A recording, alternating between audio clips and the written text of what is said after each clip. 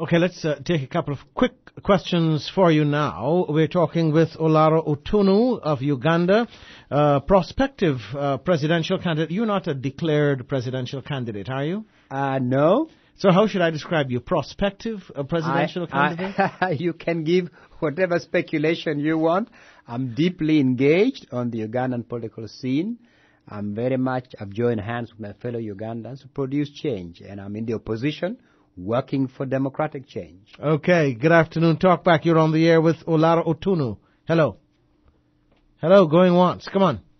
All right, I'm going to move on.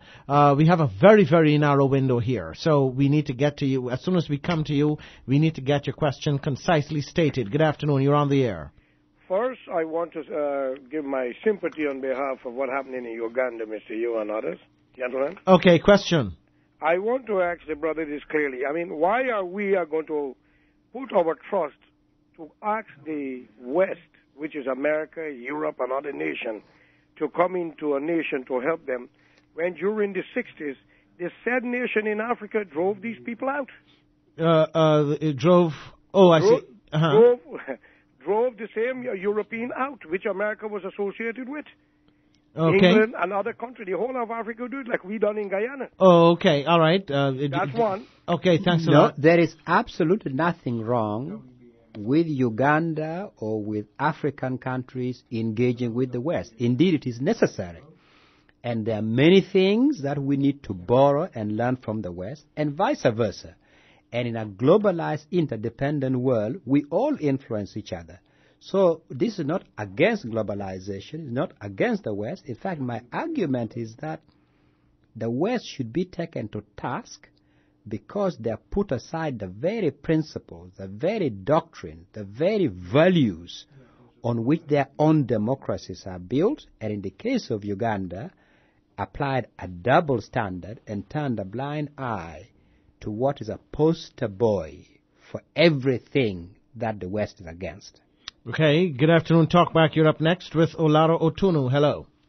Hello, thank you very much.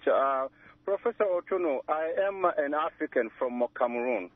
And although I agree with everything you have said, unfortunately, so many of Africans who live in the West went back, pretend to come and help the national, and end up becoming the safeguard of the Western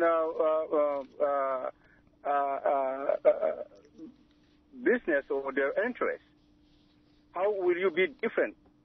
Well, in the case of Uganda, actually, in terms of what I call very narrowly conceived Western interests, not genuine, real Western interests, but very narrowly conceived Western interests, examples of which I gave earlier.